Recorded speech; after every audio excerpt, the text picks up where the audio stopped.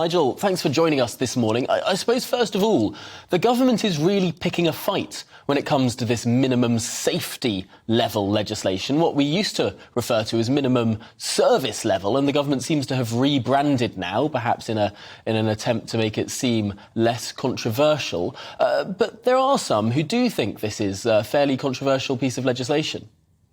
Yes, and especially the unions do. They think it'll lead to more strikes and more industrial action.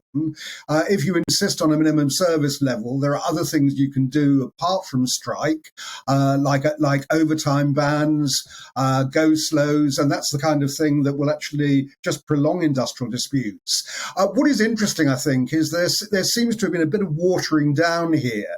As you pointed out, that Grant Shapps was once talking about minimum service levels, and he now talks about minimum safety levels. Now, while I can see how that applies to nurses who already do that and ambulance workers who don't, I'm not quite sure how you get a minimum safety level when it comes to rail workers and teachers. This is likely to get, either way, this is likely to be challenged through the courts. And it really comes down to whether going on strike is a basic human right. If the courts rule it is, that means it'll be in breach of human rights laws.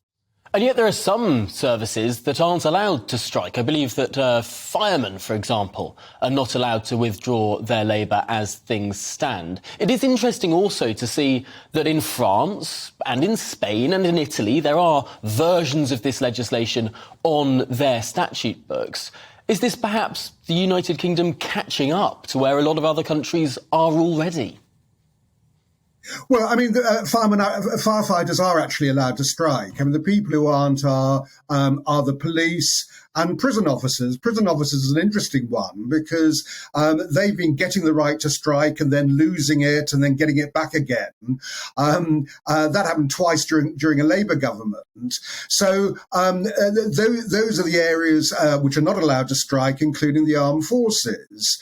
And yes, Grant Shapps will argue we're trying to catch up with Europe, and it depends how the legislation is actually working.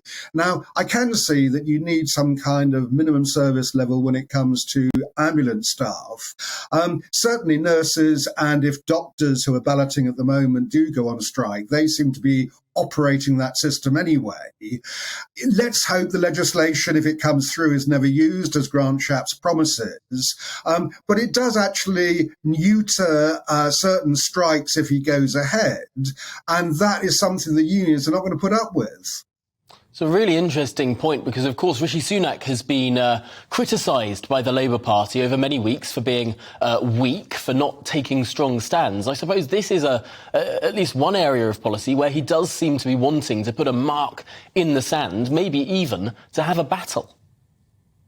Yes, I mean, I think that the way that Rishi Sunak sees it is rather the same way that Margaret Thatcher did. She stared down the miners and won that battle.